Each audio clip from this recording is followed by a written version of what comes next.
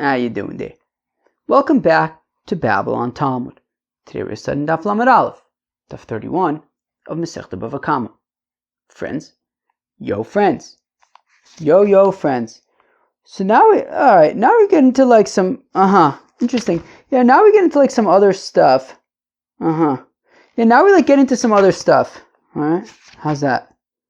Now we like get into some other stuff. What do you want me to tell you? Alright, we're going to start in Daf Lamed Aleph, at the Mishnah. Alright. Shnei Kadarin shemahalchin ze achar ze. Oh, so you have two potters, and they're walking ze achar ze, one after the other. Okay, first Reuven's walking, Shimon's behind him. V'niskol arishin, and Reuven takes a spill. Reuven falls. Now when Reuven falls, so now he's holding his pot, his pottery stuff. So then his pottery breaks on the floor. Now there's two possible damage vectors. Shimon, who's walking behind him, can trip over Reuven either on himself, which would be like his goof. He would Reuven would get damaged. Shimon would get damage on Reuven himself, which is Reuven's body, or the muad la'olam, etc. Or he can get hurt on Shimon's pottery that broke over there. In which case, that's like bore. So we're gonna kind of get into these things a little bit. So guys, let's start from the beginning. Shnei Kadarin shoyu mahalchin. So you have two potters who are walking, one after the other. Reuven's walking first, Shimon's behind him. V'niskol arishin. Reuven takes a spill, he falls down. V'nafal, and he falls. V'niskol hasheni barishin, and then Shimon falls over him. Harishin chayiv b'niskei sheni. Reuven is going to be chayiv for Shimon's injuries. Now, remember we had this shaila the other day about niskol posheya or not, right? Do we consider somebody who falls to be negligent, and therefore, he's responsible or not, right? That's going to come up in today's daf as well. Okay, so says the Gemara, Amar B'Yechanan, says B'Yechanan, Lo tema masnisin Reb Meir hi. Do not say that our Mishnah is Reb Meir who says niskol posheyahu v'chayev, and therefore Reuven is chayev. Right? So don't say that our Mishnah is specifically Reb Meir who says that when Reuven trips, it's his fault, and that's why he's responsible to pay for Shimon's injuries. Even according to the rabbis, who say that a person who trips is onus, he tripped. What do you want me? It was unexpected. He tripped. He took a spill. Upater, and he's pater. Hacha chayev. Says Rabbi Yochanan that the rabbis would say that in this case, though, Reuven is chayiv because he should have got up and gotten out of the way. Sure, Reuven took a spill. It's okay if I say take a spill for tripping. Reuven took a spill, and beseder, okay, fine. So the rabbis would say that it was onus. Okay, it's unexpected, but get up, get out of the way. Shimon's behind you. So therefore he's chayiv because he didn't get up. All right. Rav Nachman bar Yitzchak takes it one step further. Even if he didn't have time to stand up, he would still be chayiv. Because even if Reuven didn't have time to stand up and get out of the way, he could have at least yelled to Shimon, "Shimon, I'm here! Stop! Don't fall on me!" But he didn't. He just went to sleep. Rabbi Yechanan Omar, whereas Rabbi Yechanan disagrees with Rav Nachman bar Yitzchak, and he says, look, if Reuven didn't have an opportunity, a chance to stand up, it means he was all, there's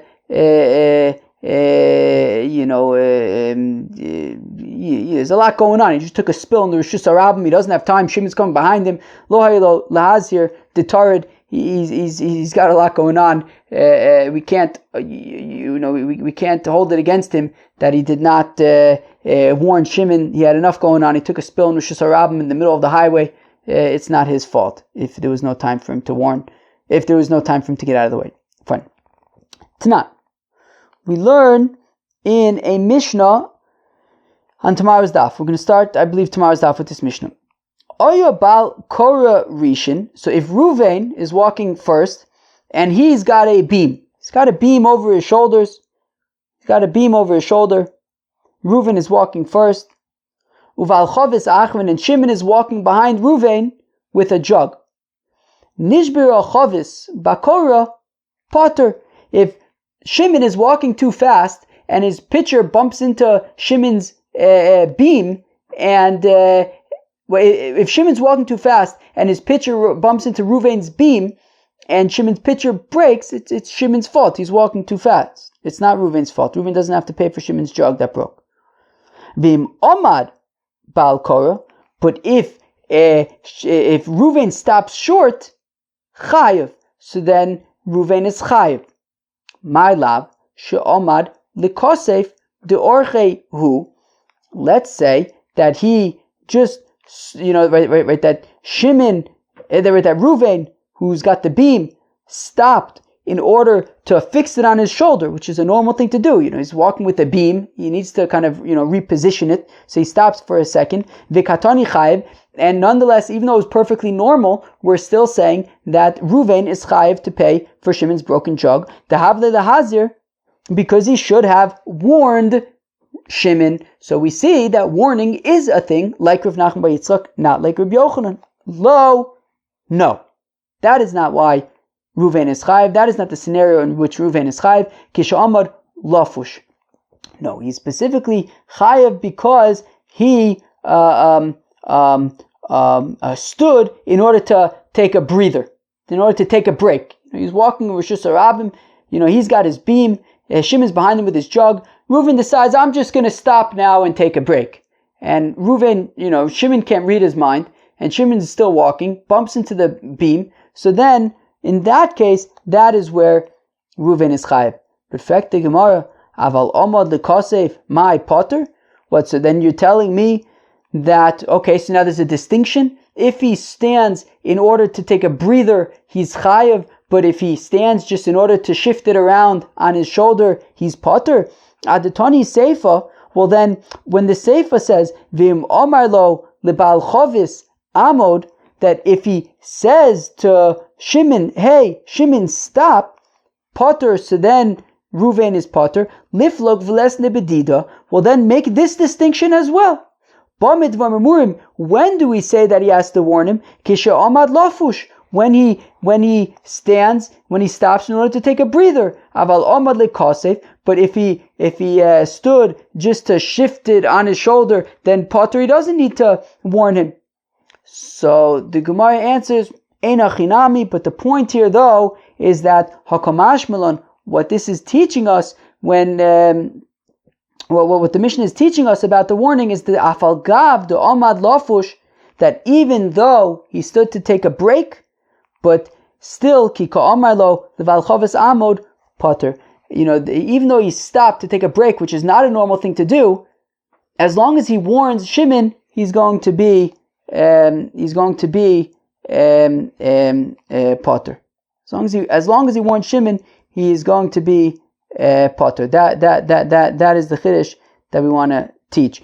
But when it comes to but there is a distinction here, though, that by when he just goes to shift it, Rabbi Yochanan would say that you would not have to warn.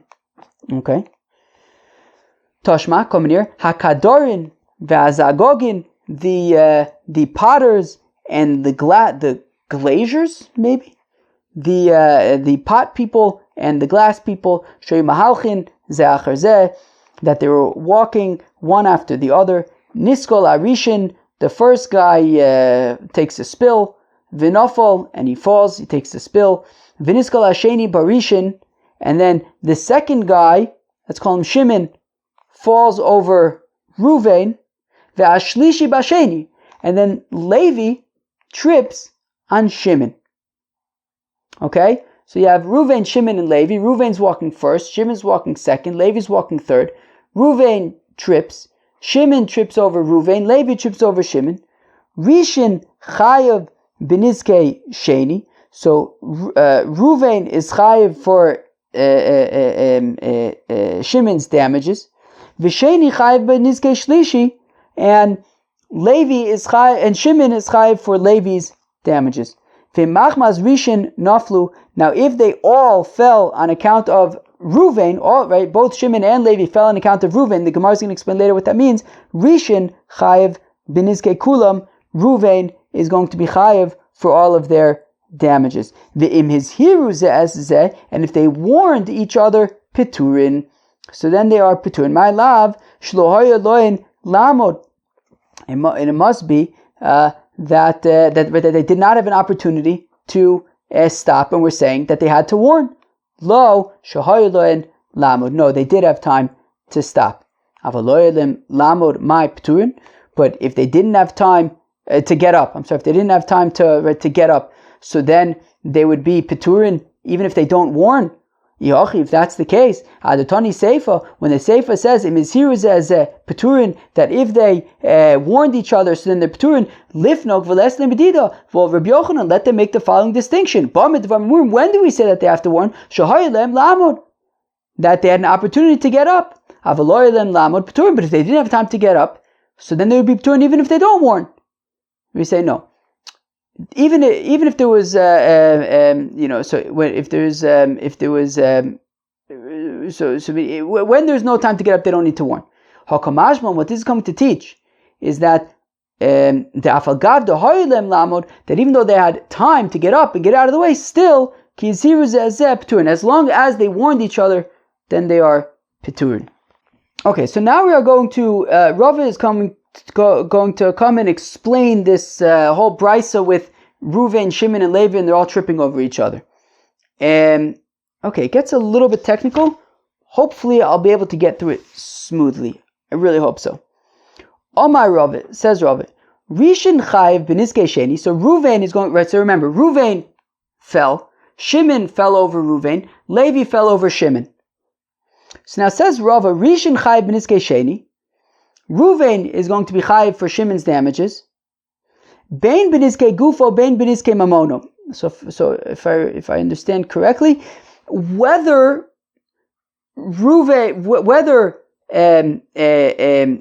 Shimon got damaged because he fell on Reuven himself, which is gufo, which is Reuven's right adam guf, or right, we're saying he's a potter or a glazier. Let's say a glazier. I don't know if it's a word or not. Whatever. If it is a word, I don't even know if it's the right word. But okay. So their wares broke, and now that's a bor b'reshus harabim. So Reuven is going to be chayav for Shimon's damages, whether Shimon got hurt, whether he got damaged because he got damaged by Reuven himself, or whether he got damaged by Reuven's, let's say pottery shards that broke. And the difference would be that if Shimon got damaged on Reuven himself, well then Reuven would be chayiv whether Shimon himself got hurt or whether his kalim got hurt, because Adam is going to be chayiv for both, damages that he causes to gufo as well as mamono. Whereas if it's bor, however, you're potter for nizkei kalim babor. So therefore, you would be if Shimon got hurt on Reuven's mammon, on his broken pottery. If Shimon got hurt on Reuven's broken pottery, so then Reuven would be chayav if Shimon himself got hurt. But if Shimon's vessels got hurt, well, he's potter for nizkei kalim babor. So again, so Rava says Rava Rishon chayav b'nizkei sheni. Reuven is going to be chayiv for Shimon's damages.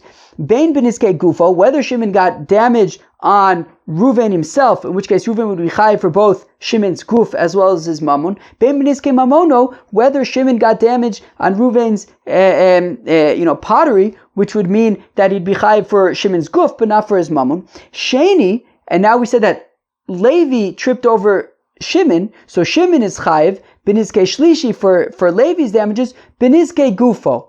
Only if Levi got damaged from Shimon's body himself, okay, but avon lo b'nizkei mamono. But Shimon's pottery that broke, if Levi got hurt on that, Shimon would be potter for that, right? Shimon would only be chayiv if Levi got hurt on Shimon himself, not on his mammon. Now, I don't understand. If we're saying that somebody who trips is considered a posheya, so what's the difference between Ruvain or Shimon? Sheni nami l'chayiv. Shimon should be chayiv in the same way that Ruvain's chayiv. Iniska lab posheyahu.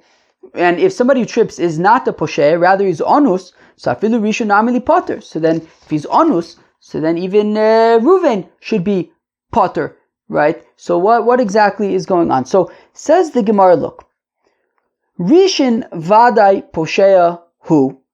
Okay, Ruvain is a posheya. Ruvain is a posheya. He tripped, and therefore he's going to be responsible for Shimon's damages, whether Shimon got damaged on Ruvain himself or on Ruvain's mammon. Shimon is going to be Ruvain is going to be chayiv for Shimon's damages. Bein begufo bein mamono. Now Sheni agufo mechayiv. Now Sheni, right? Shimon is going to be responsible for Levi's damages. For Levi's damages. If Levi got hurt on Shimon himself, dohailo lamod v'lo amad, because Shimon should have gotten up, but he didn't. So therefore he's going to be responsible if Levi falls on him. But amamono potter, but Shimon is going to be potter if Levi got damaged on Shimon's broken pottery. The Omar Le, because Shimon will say to Levi, Hi Beira lav ona karise. I didn't dig this pit, right? My pottery that's here, I didn't dig this pit. This is really coming from Ruvain. I am ones over here, and we know that the Chacham say that in a situation of ones, right, hamavkir nizakov, that if somebody makes his bor b'shus harabim hefker, if it came from ones, so then he's going to be potter. So therefore, Shimon is going to be chayav to pay for Levi's damages if Levi gets damaged on Shimon himself. But in terms of his pottery that broke over there, Shimon is going to be potter because he's mafkirit, and mafkir nizakov if it's after ones. So then he's going to be so then Shimon is going to be potter for that. Meisve. However, we have a kasha. Kulon chayovin al nizke gufon. That in all of these cases, Ruvain and Shimon will be chayiv for the damage caused by their bodies, ufturin al nizke mamonon, but potter for the damage caused by their mammon. So my lav afilu rishon, and it sounds like we're saying even Ruvain would be potter for the damage caused by his mammon. So how could Rava say that Ruvain would be chayiv both for his gufo and for mamono? So lo levar me rishon. No. Only Shimon would be chayiv for gufo, but not mamono. Ruvain would be chayiv for both gufo and mamono. V'akulam katani, but the Brisa says that in all of the cases it's gufo and not mamono. Amar v'ada barahava kulon hanizokin. No, and it says kulon, it means all of the damaged parties, meaning Shimon. Shimon who got damaged will be chayiv for gufo, but not for mamono. But what do you mean? If you say that even Ruvain also would be chayiv for just gufa but not mamono, that's why it says kulan, all of them, Ruvain, Shimon. But if you say it excludes Ruvain, so my kulan, then what do you mean all of them? Listen to Anizok and just say the damaged parties, Shimon. So Rava changes his tune, and he says actually, Niskal is not poshe. Niskal is onis. That when Ruvain trips, he's not considered, it's not his fault. It happens. And Ruvain is not considered onis. Okay. So Ruvain is not considered poshe, he's considered onis. Rishon chayev bein benizke gufo disheni bein benizke mamono disheni. So now Ruvain is going to be chayav for Shimon's damage to his body and to his property. I'm going to read that again. So, Elo Amar Rava. Okay, it changes things a little bit. Elo Amar Rava. Rather says Rava, Rishon Chai b'niskei gufo d'sheni bein b'niskei mamono. Wait, what? Bein b'niskei gufo d'sheni bein b'niskei mamono d'sheni. V'sheni Chai b'niskei shlishi b'niskei gufo avalo b'niskei mamono. My time, how come? Ta'avle bor v'lo matzinu bor shechiya bo es hakelim. Wow. Okay. So what we're saying over here is the following, that, so according to this explanation of Rava, Ruvain, so we're saying Niskal Lab Poshehu, that somebody who trips is not considered negligent, he's he's an onus, there's nothing you can do. Now, therefore, because he's considered onus, Ruvain is going to be potter if Shimon gets hurt by his pottery, by his items. That's considered bor, and he could be mafkir nizakav. It comes from ones. Reuven is not going to be responsible for Shimon's damages, that Shimon gets damaged from Reuven's from his mammon, from his property, because that would just be considered bor, and because Reuven, right, we're saying niskol is ones, so therefore he can be mafkir and he's potter. Reuven, however, is going to be chayav if Shimon gets hurt, whether Shimon himself gets hurt or whether his property gets damaged, because Reuven himself is Adam, he's chayav as Adam, right? He should have gotten up, should have gotten out of the way. He's going to be chayav for Shimon's damages, whether Shimon himself got hurt, whether his property got hurt. However, because Shimon tripped on Reuven, we kind of take it a little bit more lenient, and we treat Shimon like a bor. Shimon himself is like one. We don't treat Shimon as Adam, we treat Shimon as a bor. And a bor, of course, we know, is only chayiv, according to the Chacham, is only chayiv for nizkei gufo, but not nizkei mamono. Therefore, Shimon, if he has the status of a bor, when Levi gets hurt by Shimon is only chayiv for Levi if Levi's body gets hurt, but not if Levi's property gets hurt, because Shimon himself we're treating like a bor, and a bor is only chayiv for gufo, for Adam, but not for kalim, for damages. Right? So let's read that again inside. So Elo Amar Rava, rather says Rava, look, Niskal is considered ones, not posheya.